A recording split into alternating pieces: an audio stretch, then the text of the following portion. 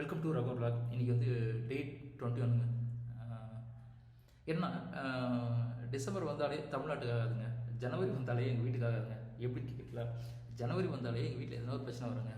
என்ன பிரச்சனை அப்படின்னு பார்த்தீங்கன்னா, எங்கள் வீடு கட்டும்போது அந்த வாஷ் பேஷனில் பாத்தெல்லாம் கழுவுறாங்களே, அதுக்கு லைன் எப்படி கொடுப்பாங்க, டைரெக்டாக கொடுப்பாங்க. இங்கேருந்து காவாக்கு டைரெக்டாக கொடுப்பாங்க.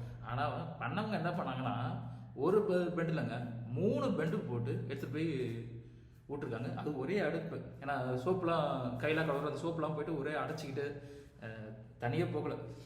எங்கள் அம்மா நேற்றுலாம் குத்தி பார்த்துருக்காங்க, சுத்தம் முடியல. இந்த காலத்தில் பொண்ணுங்க வேலை செய்வாங்களே பெரிய விஷயம்.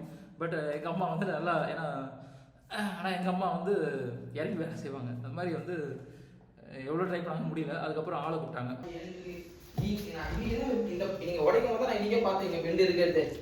இத்தனை நாள் எனக்கு அது தெரியாது பெண்டு இருக்கிறது. இவங்க சொல்லுவாங்க பெண்டு இருக்குன்னு. சரி, நான் ஏதோ ஸ்ட்ரைட் விட்டுருப்பாங்கன்னு பார்த்தா தான் இன்னைக்கு தான் நான் பார்த்தேனே. இந்த இடத்துல பெண்டு விட்டுருக்காங்க. இங்க பெண்டு நானும் சொல்ல இந்த காவா கனெக்ட் பண்ணிருக்காங்க, பெண்டு விட்டாங்க. இதுலயே நான் விட்டு பார்த்தேன். அது பழுப்பு உள்ள போய் ஆளு எல்லாம் நம்ம பக்கத்து ஏரியில் இருக்கிற முருகன் அப்படின்ட்டு உண்மையிலே வந்து ரொம்ப நல்ல டைப்புங்க. இந்த காலத்தில் வந்து யாரையுமே நம்ம வீட்டில் விட முடியாது. பட் இவங்களாம் வந்து ஏன்னா கடவுளோட கிஃப்ட்டுன்னு தான் சொல்லுவேன் எங்களுக்குலாம். ஏன்னா அந்தளவுக்கு நம்மளே இல்லைனாலும் வீட்டை வந்து வீட்டில் இருக்கிறவங்கள அவங்க சொந்தக்கார மாதிரி பார்த்துக்கிறத நம்ம முருகன் அவர்கிட்ட சொல்லி, அப்புறம் அவர் வீட்டுக்கு வந்தார். வீட்டுக்கு வந்துட்டு அவர் இந்த டைல்ஸ் நாங்கள் உடச்சி பார்க்கணும் அப்படின்னாரு. முதல்ல இந்த டைல்ஸோட செவுத்தில் ஹோல்ஸ் போட்டுடலாம், போட்டு அப்படியே எடுத்துகிட்டு போயிடலாம் அப்படின்னு நாங்கள் பிளான் பண்ணோம். அப்புறம் அவர் சொன்னார், அதெல்லாம் ஒன்றும் தேவையில்லை, அது இன்னும் டைல்ஸ்லாம் நிறைய உடைக்கணும், நம்ம ஒன்று பண்ணணும். கீழே அதை உடச்சிட்டு இருக்காரு. கீழே இந்த டைல்ஸே வந்து உடைப்போம், உடச்சிட்டு எங்கெங்கே பெண்டு போகுதுன்னு பார்த்துட்டு பெண்டெல்லாம் எடுத்துகிட்டு ஸ்ட்ரைட்டாக கொடுத்துருவோம், அதுதான் உங்களுக்கு ஈஸியாகும். இல்லை 2 டைல்ஸும் கொடுத்தீங்கன்னா உங்களுக்கு தான் நஷ்டம் அப்படின்னாரு. செம்ம ஐடியா கொடுத்தாரு. அதே மாதிரி அவர் என்ன பண்ணாரு, டைல்ஸ் உடைக்க ஆரம்பித்தார். அதுக்கு முன்னாடி வந்து என்ன பண்ணோம், டைல்ஸ் அந்த கலர் டைல்ஸ் இருக்கான்னு பார்த்தோம். அந்த கலர் டைல்ஸ் இல்லை, ஆனால் வீட்டு மேலே டைல்ஸ் இருந்தது. சரி, அந்த டைல்ஸை ஒட்டிக்கலாம், ஏன்னா குளிக்கிற பாத்திரம் தானே. அதனால் என்ன பண்ணாங்க, மேலே போய் டைல்ஸ் எடுத்துகிட்டு வந்தோம். சரி, அதனால் அவர் உடைக்க ஆரம்பித்தார். உடச்சி பார்த்தாரு. பார்த்தா 3-4 இடத்துல பெட்டு போட்டு வச்சுருக்காங்க.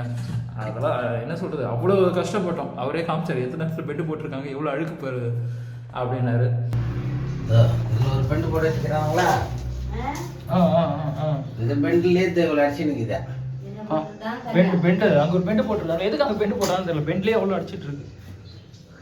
அந்த பெண்டு அண்ணதான் நான் இவங்கிட்ட அப்பே சொன்னேன், பெண்டு போட்டிருக்காங்க மக்களா, அதான் அதுதான் வெளில போக மாட்டேங்குது. அங்க அடிச்சோட எப்படி இது திரும்ப அதுல இது ஃபுல்லா அடிச்சிருக்குது. பெண்டு ஃபுல்லா அடிச்சிட்டு அதுதான் குச்சி உள்ள போல இருக்குது. இங்க வந்து கல்லு மாதிரி இருக்குது. போய் முட்டுது பெண்டு தான். ஸ்ட்ரைட்டா இருந்ததுன்னா போயிட்டு இருக்கு, எதனா அடுத்து இருந்தா கூட ஓடிடும்.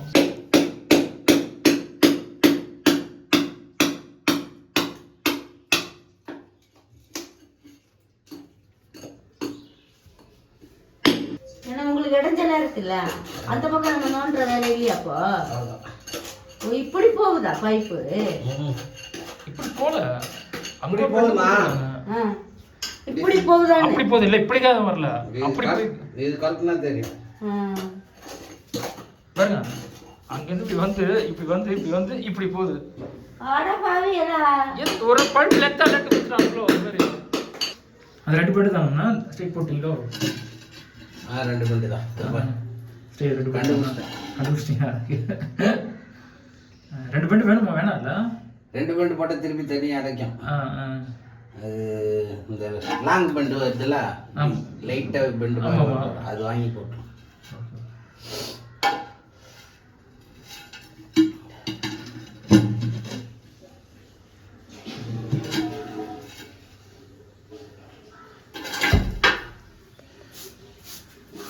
ஓட்டு சொல்லுங்க. தண்ணி நல்லா மெய் தண்ணி ஊற்றுங்க. மெய் தண்ணி ஊற்றுங்க. தண்ணி வருதான்னு பார்க்கலாம்.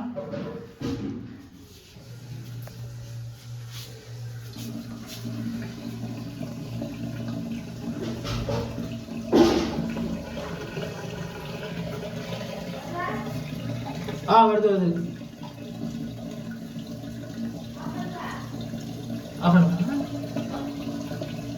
தண்ணி நிக்கல, நல்லா பாருங்க.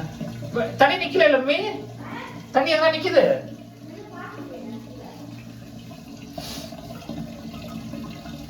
தண்ணி இங்க ஊத்துதா? இறங்கி வந்துதான் இதுல பெண்ட் ஆகி இதுக்கு வருது. ஓகே, அத்தனை இதா இருக்கு. இப்போ அந்த ஓஸ் இருக்குங்களா இங்க விட்டாங்க வரும் பாருங்க. இங்க ஒரு துண்டு ஓஸ் கட்டிருக்கீங்க. உங்களுதா இல்ல அதான் உங்க ஓஸா? அதான் இந்த ஓஸ் விட்டு பாக்குறோம்.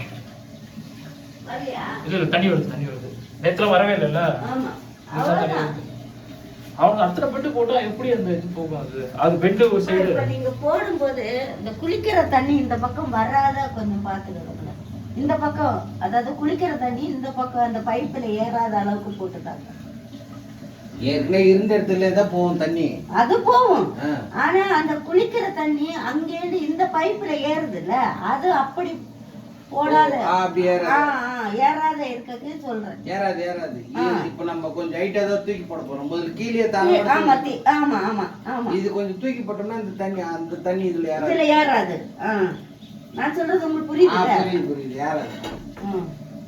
இப்ப போய் பாருங்க இந்த ஓஸ் அதுல வரும்போது வருது பாருங்க. அது கீழே இறங்கி பாருங்க. உட்கார்ந்து பாருங்க. நேத்து போவே இல்லை ஓஸ். மேலே வந்து வந்துச்சு. அதான் நேத்து போவே இல்லையா ஓஸ் சுத்தமா? அது நேத்து பெண்டு அப்ப இந்த அழுக்கு ரெண்டும் சேர்ந்து அது போல. சரி.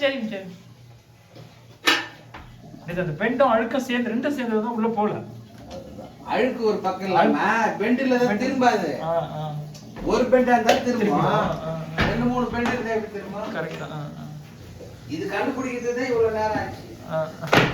நான் இன்னும் இப்படி வருதா இப்படி போகுதா இல்ல இப்படி கணா வருதா அப்படின்னு ஓதன் பண்ணி ஓடுத்தேன்.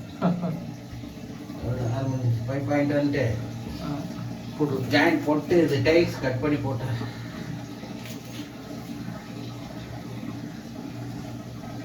தண்ணி சுத்தமா நிக்கல. அங்க போய் பாருங்க.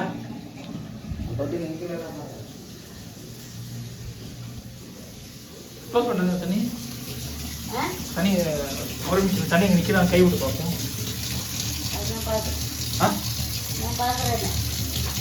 என்னாச்சு? அதான் அவர் இது போட்டார்ல, இதெல்லாம் தண்ணி வெளியே இது பைப்பு வெளியே வந்துச்சுல்ல. சரி. அது இது வரைக்கும் வந்துச்சுல்ல பைப்பு. இது தண்ணி பைப்பு வெளியே போச்சு. நேற்று அதுதான் அவ்வளோ நேரம் போனோம். நேற்றுலாம் போனோம். கை விட்டு பாருங்க. தண்ணி வெளியான்ட்டு நிற்காது. தண்ணி ஆஃப் பண்ணு. தண்ணி நிக்கல. சரி.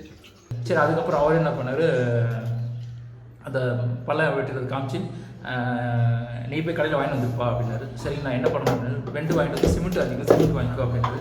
அது பேர் வாங்கிட்டு வந்தேன். அப்படி இருந்தும் அந்த பெண்டு வந்து சரியாக உட்காரல. அப்புறமா அவரே போயிட்டு இருக்க வேலையை முடிச்சுட்டு அவரே போயிட்டு எப்படி பண்ணலாம் அப்படின்னு அவரே, ஏன்னா பண்ணுறவங்களுக்கு தெரியல எந்த மைண்ட் செட்டப்பில் எப்படி பண்ணால் நல்லாயிருக்கும் அப்படின்ட்டு அவரே பிளான் பண்ணி அவரே போனார். போயிட்டு அதுக்கு ஏற்ற மாதிரி பெண்டு அப்புறமா 2 ஜல்லடை அவரே வாங்கிட்டு டைல்ஸ் ஆட்கள் இருக்குது போட்டு எப்படி பண்ணால் இன்னொரு தடவை அடைக்காமல் இருக்கணும் அப்படின்னு அவரே பிளான் பண்ணி சூப்பராக பண்ணியிருந்தார். பார்க்குறதுக்கே வந்து நல்லா இருந்தது. அவரை பொறுத்த வரைக்கும் அவரை பொறுத்த வரைக்கும் வேலையை வந்து வேகமாகவும் செய்வார், கரெக்டாகவும் செய்வார். அந்த மாதிரி தான் செஞ்சார். உண்மையிலே ரொம்ப சந்தோஷமாக இருந்தது. எங்கள் அம்மா கொஞ்சம் ஐடியாலாம் கொடுத்தாங்க, இப்படி பண்ணலாம் அப்படி பண்ணலாம் அப்படின்ட்டு. அவரும் நல்ல ஐடியா கொடுத்து கரெக்டாக சூப்பராக பண்ணி விட்டாங்க. இனிமேல் அது பிரச்சனையே இருக்காது அப்படின்னு நினைக்கிறேன்.